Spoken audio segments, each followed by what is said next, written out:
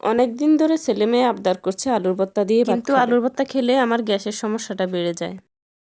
তাই ভাবলাম আজকে আর কিছু রান্না করব না, আমার জন্য আলাদা ভর্তা করব, তাদের জন্য আলাদা ভর্তা। আসসালামু আলাইকুম, সবাই কেমন আছেন? আলহামদুলিল্লাহ আমি ভালো আছি। আমি সিম ভর্তা এবং আলুর ভর্তা বানাবো। তো আলুর ভর্তা করার জন্য আমি প্রথমে আলু সিদ্ধ করে নিয়েছি, তারপর সিম সিদ্ধ করে নিয়েছি। এখন আমি শুকনা মরিচ টেলে নিব, যেহেতু আমি দুইটা ভর্তাই শুকনা মরিচ দিয়ে বানাবো, তাই একসাথে টেলে নিয়েছি। এখন সিম ভর্তা করার জন্য আমি রসুন এবং টমেটো ভেজে নিব, তার সাথে সিদ্ধ করা সিমগুলো ভেজে নিব। যেহেতু আমি সিমগুলো সিদ্ধ করেছি, তার মধ্যে পানি থাকতে পারে, তাই আমি একটু ভেজে নিলে পানিটা আর থাকবে না। আর আমি সরিষার তেলের মধ্যে এগুলো ভেজে নিচ্ছি। সিম, রসুন এবং টমেটো সিদ্ধ হয়ে যাওয়ার পর আমি তুলে নিয়েছি এবং একই তেলের মধ্যে দিয়ে দিলাম পেঁয়াজ কুচি। পেঁয়াজগুলো হালকা করে ভেজে নিয়েছি, এবার দিয়ে দিব ধনিয়া পাতা কুচি।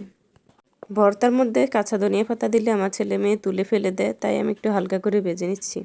আমি প্রথমেই সিম ভর্তাটা করব, তার জন্য শুকনো মরিচগুলো গুঁড়া করে নিব হাতের সাহায্যে। আর এই সিম ভর্তাটা যে কী যে দুর্দান্ত, না খেলে আপনারা বুঝতেই পারবেন না। মরিচ গুঁড়া করার পর আমি সবগুলো উপকরণ একটা একটা করে মুথে নিব। রসুন আর টমেটো দেওয়াতে সিম ভর্তাটার স্বাদ দ্বিগুণ হয়ে যাবে। আমার ভিডিওটা কে কোথা থেকে দেখছেন অবশ্যই কমেন্টে জানাবেন। আপনাদের কাছে আমার একটা অনুরোধ রইল, এই ভর্তাটা আপনারা একবার হলেও ঘরে ট্রাই করবেন। এবার আমি ভেজে নেওয়া পেঁয়াজ এবং ধনিয়া পাতাগুলো দিয়ে দিব। এখান থেকে অর্ধেকটা পেঁয়াজ এবং ধনিয়া পাতা আমি রেখে দিয়েছি আলুর ভর্তা করার জন্য। তামিজ পেঁয়াজ এবং ধনিয়া পাতা মেখে নিয়েছি, এবার দিয়ে দিব সরিষার তেল।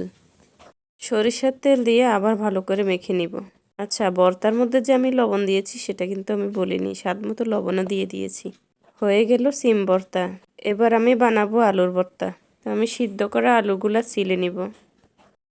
আলুর খোসা আলাদা করার পর আমি হাত দিয়ে আলুগুলা ম্যাশ করে নিব। আমার ভিডিওটা যদি আপনাদের কাছে ভালো লাগে অবশ্যই লাইক, কমেন্ট এবং শেয়ার করতে ভুলবেন না। আলুগুলো ম্যাশ করে নেওয়ার পর এবার আমি ভেজে নেওয়া পেঁয়াজ, ধনিয়া পাতা এবং শুকনো মরিচগুলো একসাথে ম্যাশ করে নিব। তার সাথে দিয়ে দিব স্বাদ মতো লবণ। এই তো সবগুলো উপকরণ একসাথে মেখে নিচ্ছি। দুপুরবেলা গরম ভাতের সাথে যদি এমন দুটো ভর্তা থাকে আর কিছুই লাগে না। এবার দিয়ে দিব সরিষার তেল। সরিষার তেল দিয়ে আবার ভালো করে মেখে নিব। আলুর ভর্তা বানানো প্রায় হয়ে গেছে। কারা কারা এমন ভর্তা খেতে ভালোবাসেন অবশ্যই কমেন্টে জানাবেন। ভর্তা বানানো হয়ে গেছে, এবার আমি হাত দিয়ে শেপ দিয়ে নিব। আমার আজকের ভিডিওটা কেমন হয়েছে অবশ্যই জানাবেন। সবাইকে নতুন বছরের শুভেচ্ছা। আজ এ পর্যন্তই, আমার জন্য দোয়া করবেন। আল্লাহ হাফেজ।